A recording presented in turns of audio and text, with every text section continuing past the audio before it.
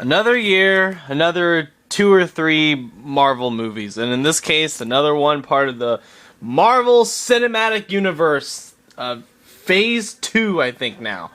Yeah, Phase 2.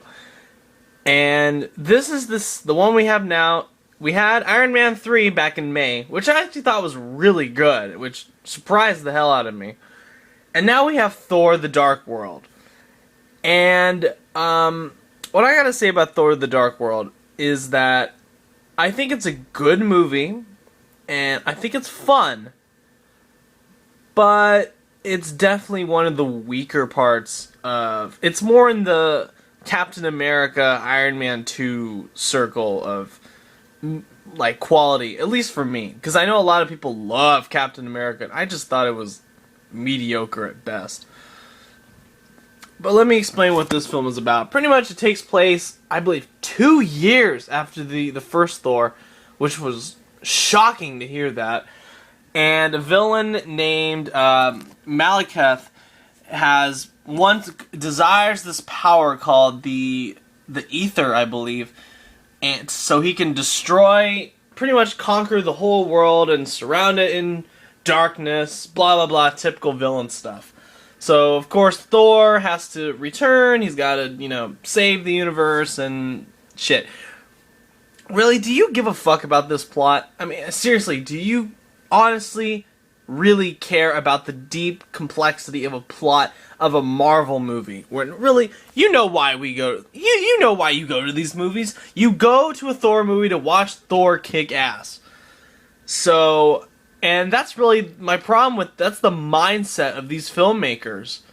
That's one of my biggest problems with this movie, where these guys, they're trying to make like this really complex plot, and it's just not working at all. I mean, really, a lot of it is confusing, and a lot of it feels really sloppy. It doesn't feel like they put much effort into making like a consistent flow or pacing. It's really all over the place.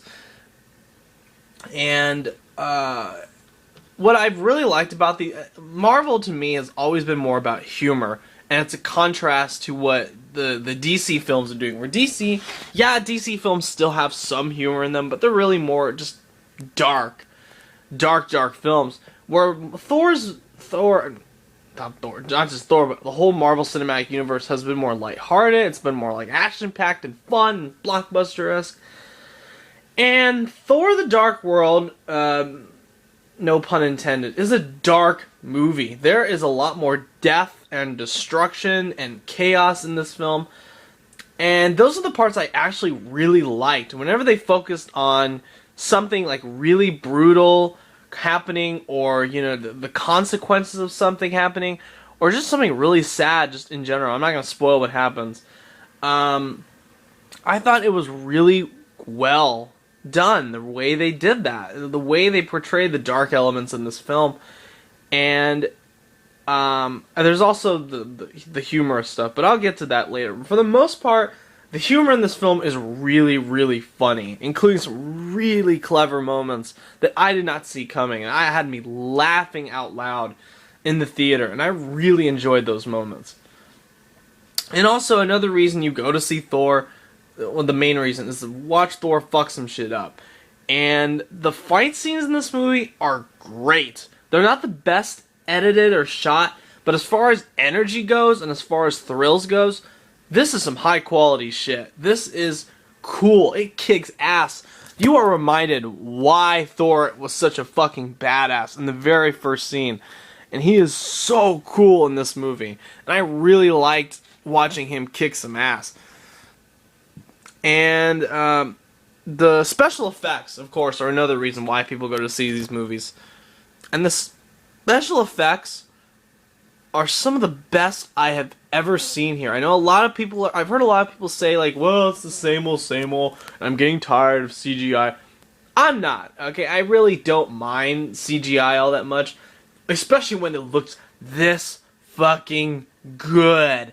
My God, does this look good. There are some moments in this film that I almost got a little misty-eyed because of how stunningly beautiful they were. And it wasn't just heartless, soulless spectacle.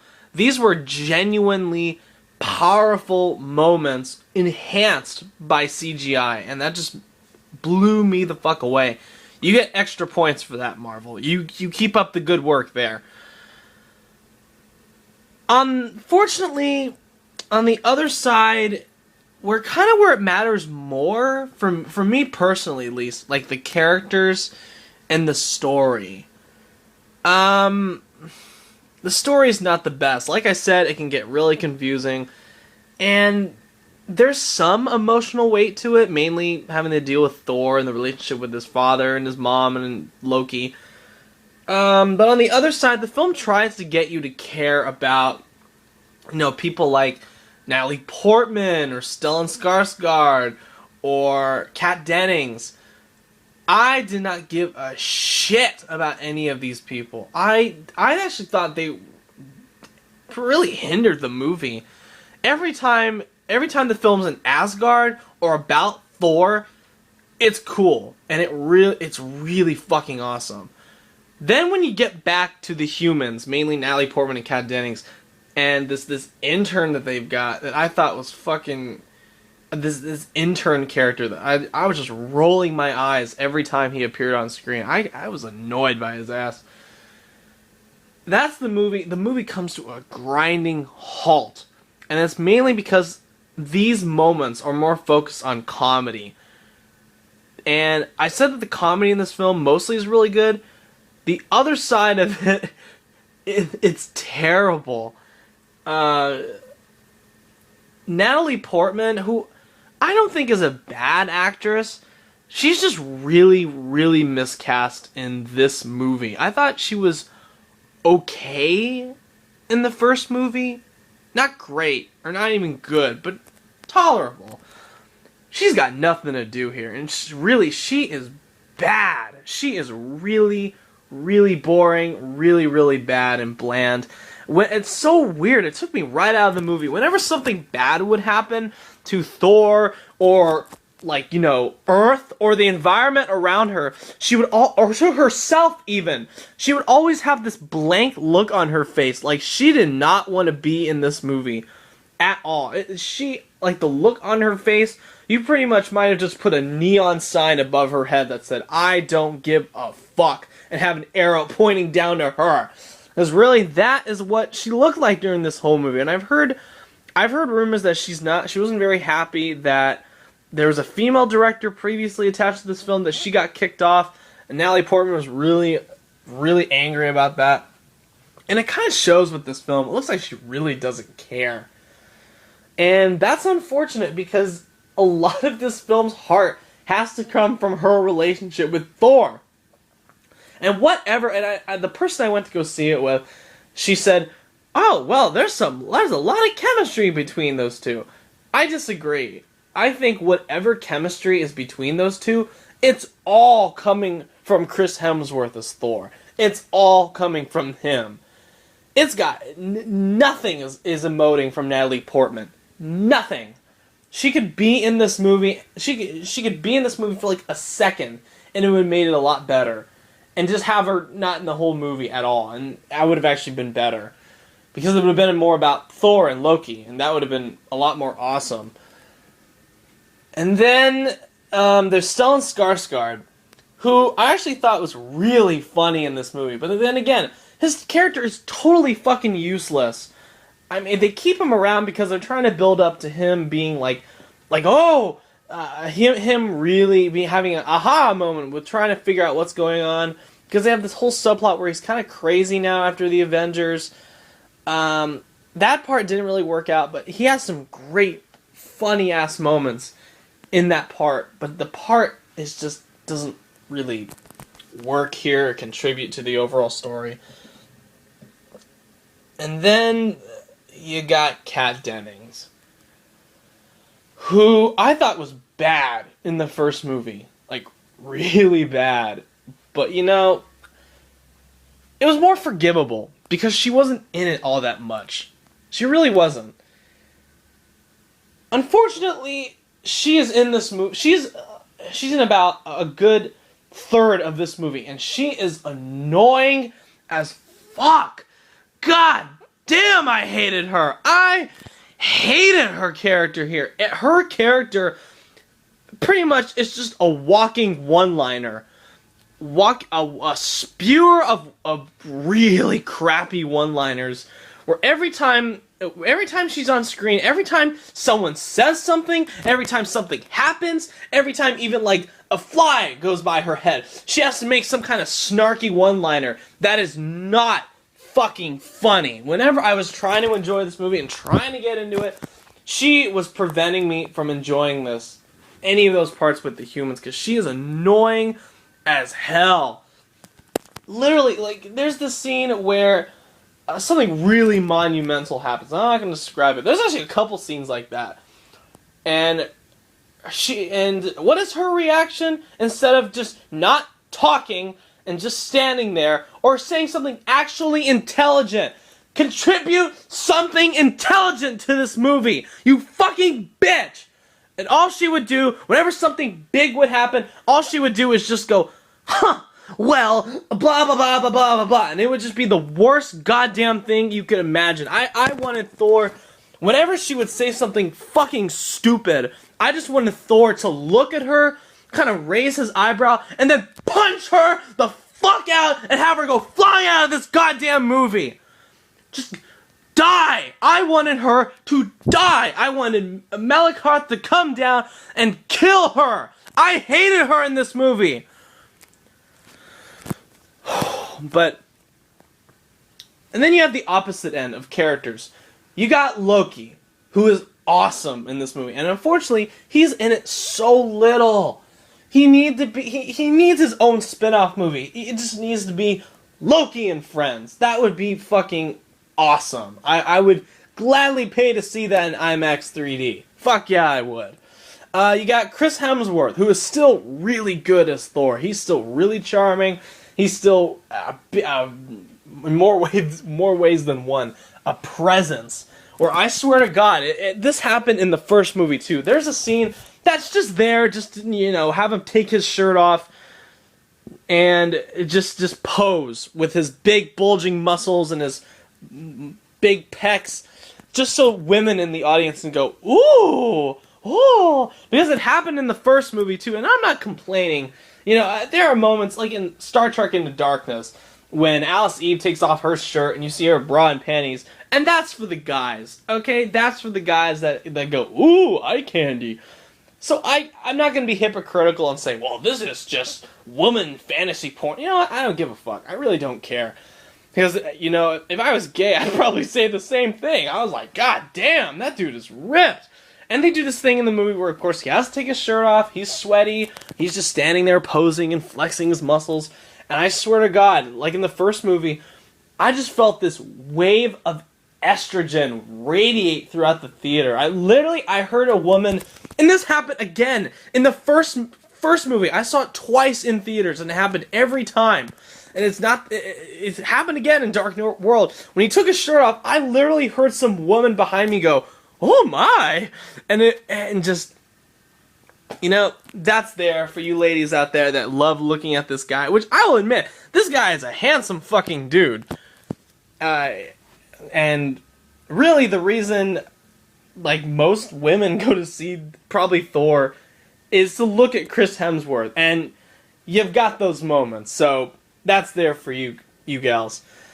You also got Anthony Hopkins, who really didn't do much in the first movie, and he's in this one a lot more, and he's actually a really good actor. He is the guy taking this seriously, where like other people might like wink at the camera and go, oh, I'm in a comic book movie.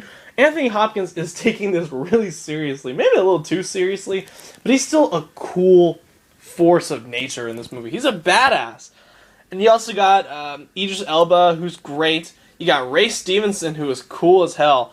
Zachary Levi, I had no idea that was Zachary Levi. He plays a new character. For the little dialogue that he has, I just thought it was pretty good. And you've also got Jamie Alexander, who plays Sif. And, whoo, boy, damn, that girl is fine. Damn. I was mad because they have this really not even like quarter-baked subplot where it's obvious that Sif has romantic feelings towards Thor.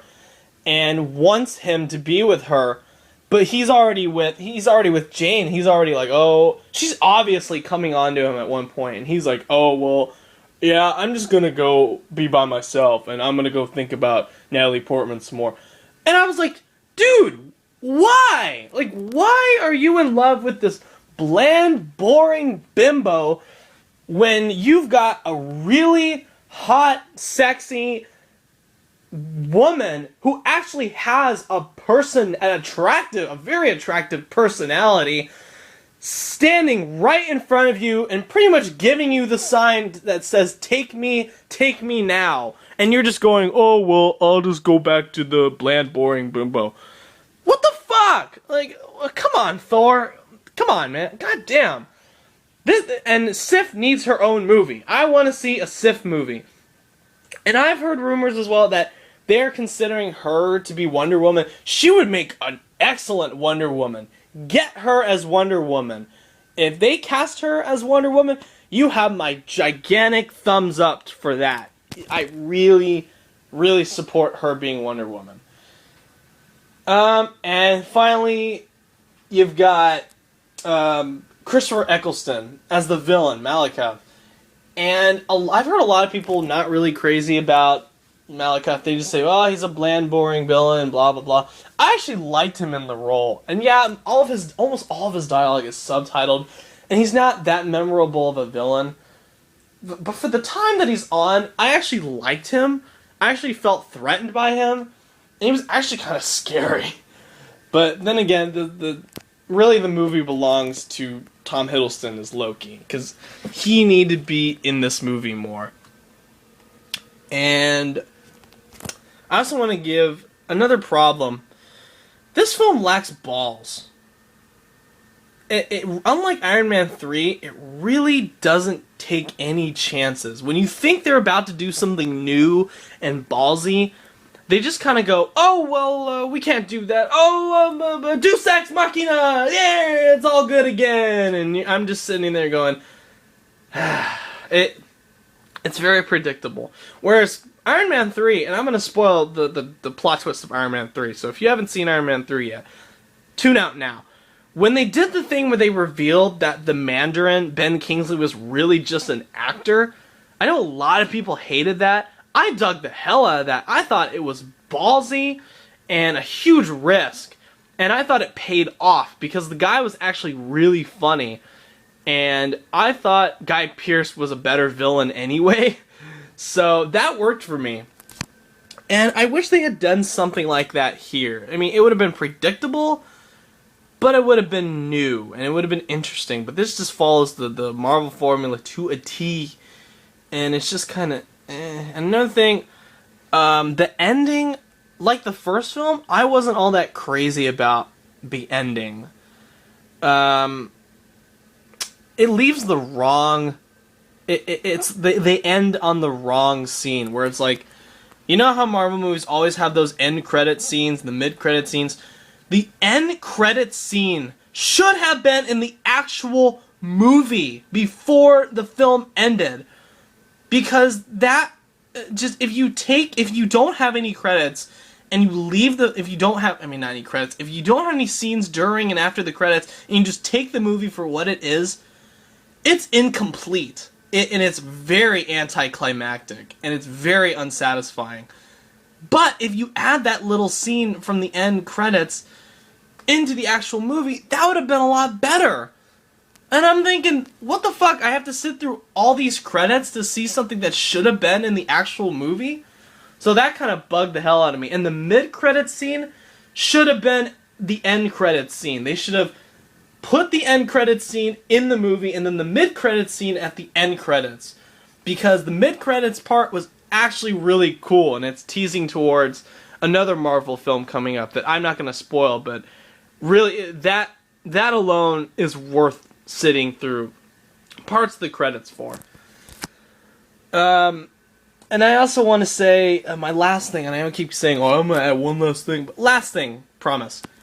The final action scene of this film, even though I wasn't really emotionally invested in it, and I didn't really, deeply care, it's a great idea, it's a great concept, and it's executed on a technical level flawlessly. It's one of the most imaginative final action scenes I've seen in a movie in a long time. Where really, like, movies like this, they end with some big shootout or just like a one-on-one. This is a one-on-one, but done in a really, really clever way that I thought was really clever, really imaginative, just really awesome to look at. And my final thoughts on this film, and I enjoyed it. Don't get me wrong, this is a good, solid film. I liked it quite a bit.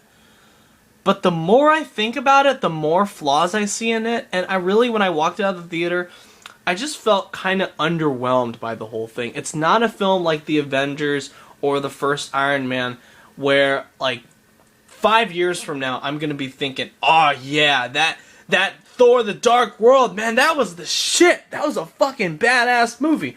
It's one of those movies that, like, I'm gonna forget about in like a year or so, and then when someone brings it back up, I'm gonna go, oh yeah, that was pretty good. And then just forget about it all over again. I really have no interest in seeing it again, honestly. Maybe if, like, a friend asked me, I'd go.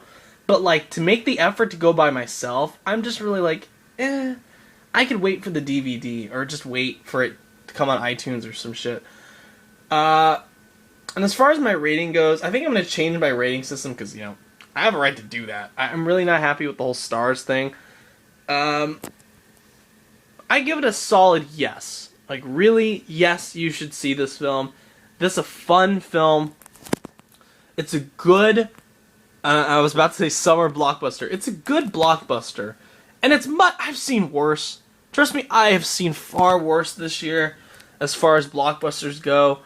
This is not a bad blockbuster, and especially compared to some other stuff that I've seen this year, I'd gladly take Thor the Dark World over Man of Steel again. I'm sorry. I mean, you're going to hear about why I didn't like Man of Steel in my worst of the year video, but I really didn't like Man of Steel. And Thor the Dark World was much better, and that was much more tolerable and much more entertaining. But it's not one of the better Marvel movies. And, so yeah, I give it a yes. Not a yes, because I was about to say, yes, I give it a yes. Yes, go out and see this movie. Really, you can do worse. And just have your expectations kind of low, like I did. Because I can't really say this film was a disappointment, because I really didn't walk into it with high expectations. So, there you go. And, they showed some trailers for this movie. I think Captain America looks really cool. X-Men Days of Future Past. Holy shit, that looks badass. I can't wait to see that. Anyway, thank you for watching. If you like what you see, subscribe. And as always, have a good one.